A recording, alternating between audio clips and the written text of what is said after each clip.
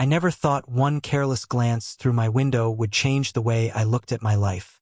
That morning, I had just poured myself a cup of coffee when I noticed movement across the street. First, I thought it was nothing. Maybe the curtain swaying or a shadow passing by. But then I saw her, my 38-year-old neighbor Clara Bennett, in her living room doing push-ups and lunges like she was training for a marathon. I froze, not because I meant to stare, but because it felt so unexpected.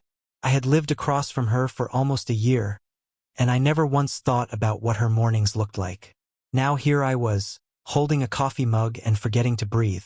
Before I could step back, my phone buzzed. A call, a known number. I answered. "You don't have to spy on me," a female voice said. It was sharp but playful. My heart jumped. She knew she had caught me. I stammered, trying to explain, but the call had already ended. For a few seconds, I just stood there wondering if I should laugh, hide, or pack my things and move to another city. My name is Nathan Wells. I'm 42, divorced, and I live alone in a quiet suburban neighborhood. I moved here after my marriage fell apart, thinking I needed peace, routine, and maybe a fresh start. Most days I keep to myself: work, grocery store, yard work, then back inside. I'm not the kind of man who stirs up drama, but somehow with Clara Bennett, it seemed drama had already found me. The truth is, I had noticed her before, not in a way that crossed any lines, but in small details. The way she carried groceries with a kind of determination, the confident stride when she walked her dog, the faint sound of music drifting from her house in the evenings. She looked like someone who knew who she was. Strong, independent, untouchable, and now she thought I was spying on her. Later that day, when I stepped outside to bring in the mail, she was there leaning casually against her porch rail. Her hair was tied back, a few loose strands catching the light, and she had this half smile that told me she was enjoying the situation more than I was. "Morning, neighbor," she called out. My throat went dry. I muttered something about the weather, pretending I didn't remember her phone call. She tilted her head. "Coffee tastes better when you're not drinking it while staring at someone else's workout." I felt my face heat up. I wanted to explain, to say it had been an accident, but something in her tone, teasing light, not cruel, made me hesitate. Maybe she wasn't angry. Maybe she was just testing me. So I smiled awkwardly, gave a small shrug, and said, "Noted." For a moment, she studied me, her eyes narrowing like she was measuring the weight of my answer. Then she laughed. A warm, sudden laugh that rolled across the quiet street. That laugh did something to me. It knocked down a wall I didn't even know I had built. For the first time in years, I felt like I wasn't invisible. And I wasn't sure if that was good or dangerous. The rest of the day, I couldn't stop thinking about her. Not just the workout or the phone call, but the way she seemed to take control of the moment, like she had flipped the script and left me standing there unprepared. I realized then that this wasn't going to be just a simple neighborly interaction. Something had shifted, and deep down, I knew it was only the beginning. I tried to pretend nothing had happened, but Clara Bennett kept turning quiet corners into intersections. I took out the trash and she appeared with a wave. Earbuds in, sweat haloing her hair. The smile she gave me was friendly, with a razor's edge, like a dare to be braver than my routine. On Thursday, a note waited beneath my doormat. "If you're going to stare, you might as well be useful. Shelf in distress. See." I crossed the street with my toolbox and a heart that couldn't pick a steady rhythm. She let me in as if I'd been there 100 times. The place smelled of oranges and laundry soap. A shelf above the counter sagged over a pile of cookbooks. "I was going to fix it," she said. But then I pictured headlines. I asked what kind. "Local woman crushed by Shakespeare." "Neighbor witnesses everything." The joke loosened my shoulders. I measured, marked, set new anchors, and tried not to notice how close she stood, how steady her breathing sounded after a run. When the drill whirred, she leaned in, her voice low. "You really didn't have to spy."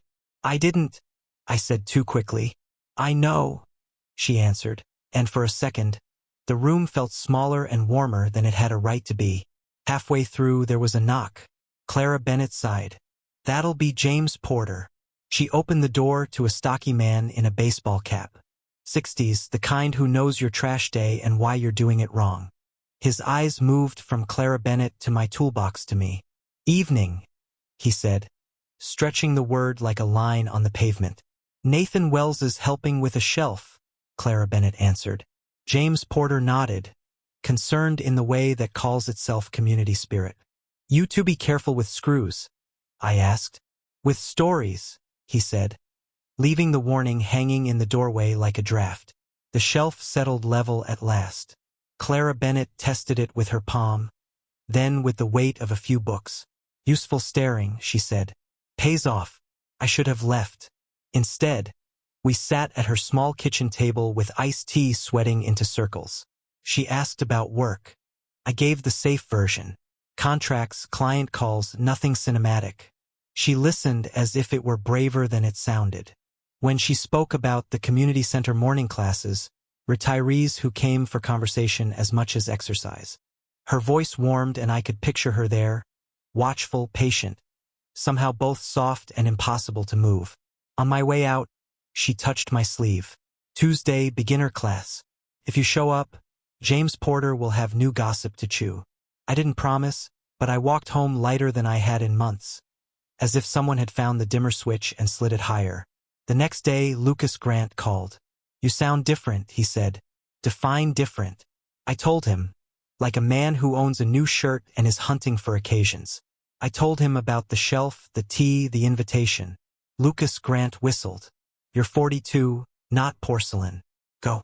Worst case, you stretch a little pride. Best case, you won't be stretching alone. Hope works better on me when it shows up dressed as a joke. By the time we hung up, Tuesday felt like a circle date. It arrived like a test. I stood at the back of the gym while Clara Bennett led slow squats and easy lunges. Speaking in a tone that was clear and watchful, she corrected a man's stance with 2 fingers on his shoulder. She adjusted an older woman's grip with a patient nod. When she moved toward me, my pulse stepped on the gas. Relax your jaw, she said softly. Men carry pride there. I did as told. Her approving smile was small and gone before anyone could misread it.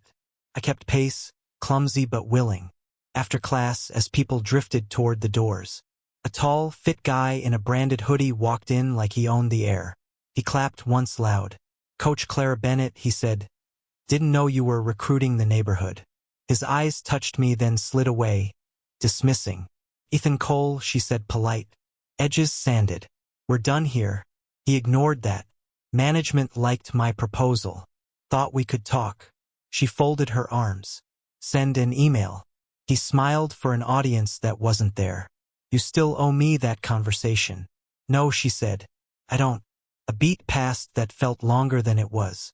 He turned to go, pausing just long enough to toss me a look that labeled and filed me under temporary. Outside, the evening had cooled. Clara Bennett walked with me to the lot. You did fine, she said.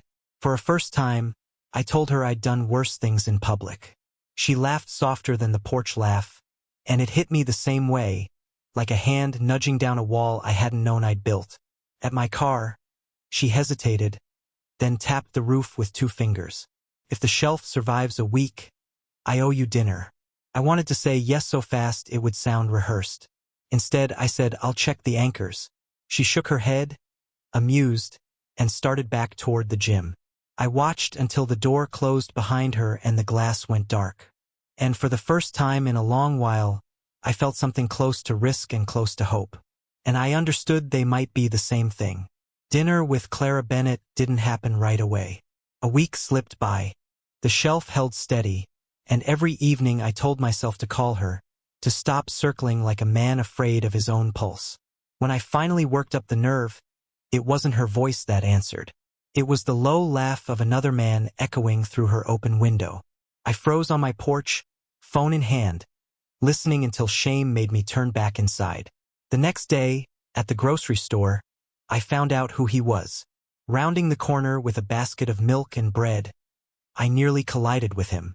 Tall, athletic, a little too young to look at me the way he did, like he'd already won. His hoodie said, Performance Fitness, and his smile was practiced, sharp. You must be the neighbor, he said, blocking the aisle as if he'd rehearsed it. Ethan Cole, old friend, sometimes trainer. He extended his hand like a man offering rope. I shook it firm enough not to be dismissed, but inside I felt the weight of being compared. Clara Bennett appeared a moment later holding a bag of apples. "Nathan Wells," she said, surprised. Relief flickered across her face, quickly replaced by something unreadable. Ethan Cole leaned close to her, unnecessary, and whispered something that made her roll her eyes. I caught myself clenching my jaw, remembering her words in class. Men carry pride there. We all walked out together, but Ethan Cole made sure to flank her side, his arm brushing hers like a flag planted. "And my car," she paused. "See you around, Nathan Wells," she said gently, almost as if she owed me reassurance. Ethan Cole smirked. "Take care, neighbor." That night, I couldn't sleep. Every thought came back to him. His laugh in her house, his presence in the store, his hand on her arm. Was I angry at him or at myself for being too slow, too careful? I had built a life of safety after my divorce, and now it felt like safety was exactly what made me invisible. A few days later, Clara Bennett came by with a small box. "For the shelf," she said.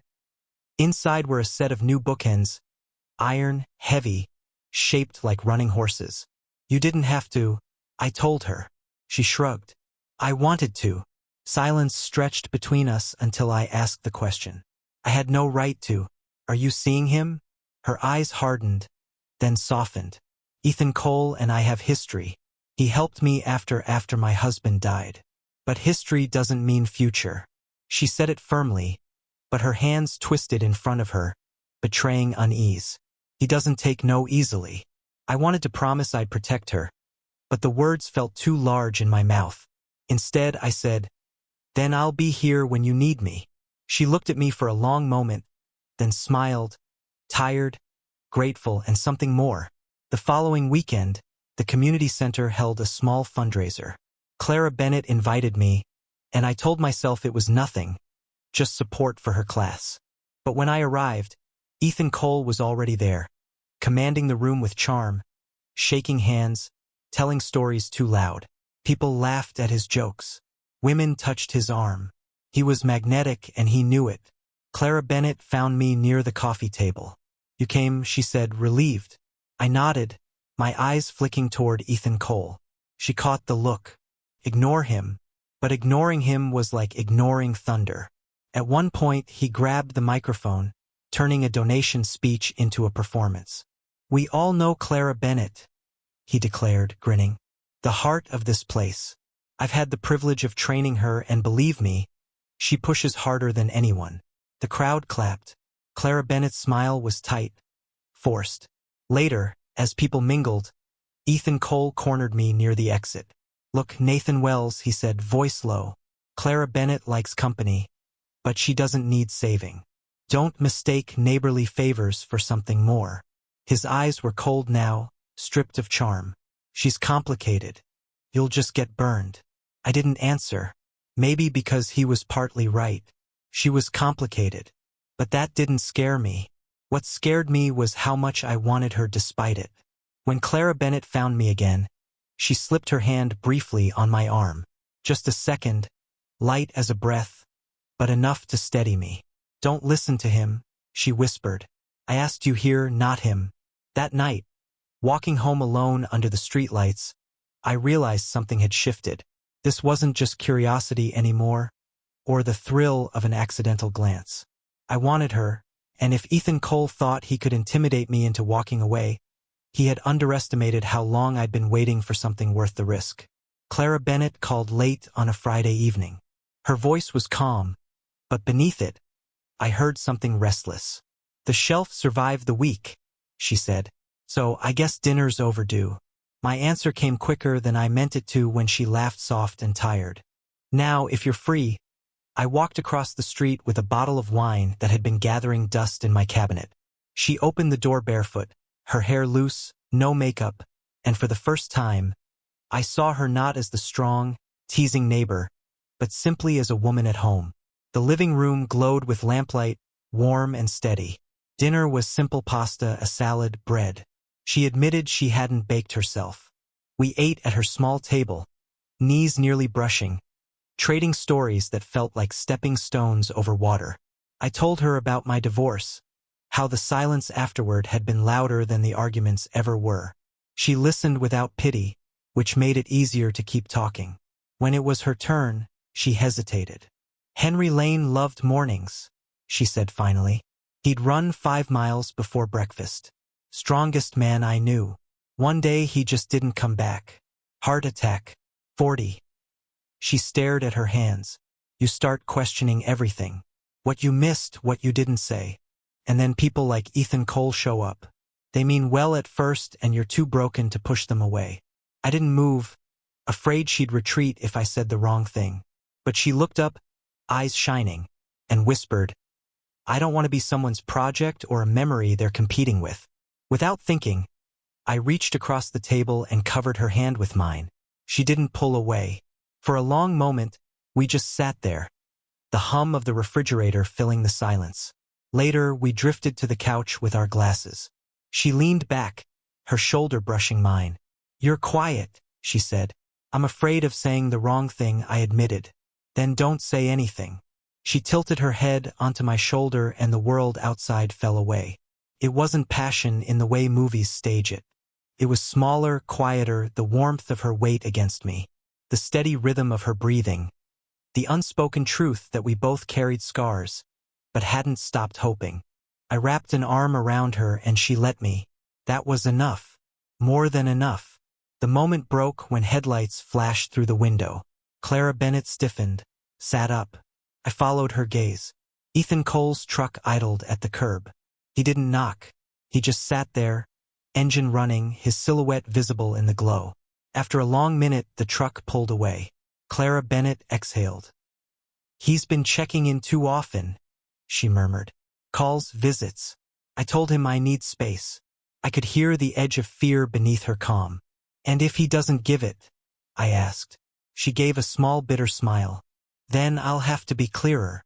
When I left that night, the air felt sharper, carrying both promise and threat. Clara Bennett stood in the doorway, arms crossed against the chill, watching me cross the street. Nathan Wells, she called softly. I turned. Thank you for not treating me like I'm broken. I wanted to tell her she wasn't. I wanted to tell her that being near her felt like the first real thing in years. Instead, I nodded because some truths are stronger when you hold them back. Inside my house, I sat in the dark with the half-empty wine bottle. What had started with an accidental glance had become something I couldn't step away from. Clara Bennett wasn't just a neighbor anymore. She was the line between the man I'd been and the man I still hoped I could be. But Ethan Cole's shadow lingered, and as much as I wanted to believe Clara Bennett's past was hers to manage, I knew he wasn't going to disappear quietly. The week after dinner felt like walking a tightrope. Clara Bennett and I exchanged quiet smiles across our porches. A wave here, a nod there, but beneath the surface, something heavier pressed. I knew it, she knew it, and so did Ethan Cole. Came to a head on a Saturday afternoon. I was trimming hedges when his truck pulled up again, loud and deliberate. He stepped out in a fitted jacket, sunglasses pushed high on his head. Every inch the man who assumed the world tilted in his favor. He didn't bother looking at me until Clara Bennett came out of her house. Arms folded, jaw set. Clara Bennett, he said smoothly. We need to talk. You need to leave, she answered. That should have been the end of it. But he noticed me standing there, clippers in hand, sweat on my shirt, and he smirked. So this is it. This is the replacement. A middle-aged neighbor with nothing better to do. Heat rushed to my face, but I kept my ground. Clara Bennett stepped forward, her voice steady. Ethan Cole, enough. You don't get to choose who stands beside me. He laughed sharp and ugly. I've known you for years, Clara Bennett. I've seen you at your weakest. Do you really think he can handle that? Something inside me snapped. Not in anger, but in clarity. I set the clippers down, walked over and said, You're right. I'm not you. I don't want to be. But if Clara Bennett lets me, I'll stand here as long as she needs, and I won't walk away because it's hard. The street fell silent. Clara Bennett's eyes locked on mine, wide, caught between fear and relief. Ethan Cole clenched his jaw, but she cut him off before he could speak. "Go," she said firmly. "You don't belong here anymore." For a long, tense moment he didn't move. Then he spat on the ground, muttered something under his breath, and climbed back into his truck. The engine roared, the tires squealed, and he was gone. Clara Bennett stood still, her breath unsteady. I wanted to reach for her, but I waited. Slowly, she turned toward me. "You didn't have to do that," she whispered. "Yes," I said quietly. "I did." She stepped closer, her voice trembling now, but not from fear. "Do you have any idea how long it's been since someone chose me? Not out of pity, not out of obligation, but simply because they wanted to." I shook my head, words failing. She closed the space between us, her hand brushing my arm. It wasn't a dramatic gesture, just a touch, light as wind, but it carried more weight than any kiss I'd ever known. "I'm tired of being strong for everyone else," she said. "I want to be with someone who sees me, not my scars." The world seemed to narrow to just her eyes, her voice, her touch. I felt the old walls crumble, the ones I'd built after my marriage. After years of believing it was safer not to try again. And then she smiled, small, tentative, but real. Before I could answer, a car drove by. Neighbors slowing to watch the two of us standing in the open. Clara Bennett noticed, her shoulders squared. She didn't step back. Instead, she whispered almost defiantly, "Let them see." In that moment, I realized this wasn't just about me and her. It was about choosing to stop hiding from the past, from the neighbors, from ourselves. We didn't kiss. We didn't need to. She turned toward her house, glanced back once and said, "Nathan Wells, you don't have to spy anymore. My door will be open." And then she walked inside, leaving me on the sidewalk with my heart pounding and the night stretching wide with possibility. It wasn't an ending. It was a beginning, one I hadn't dared to believe I'd ever find.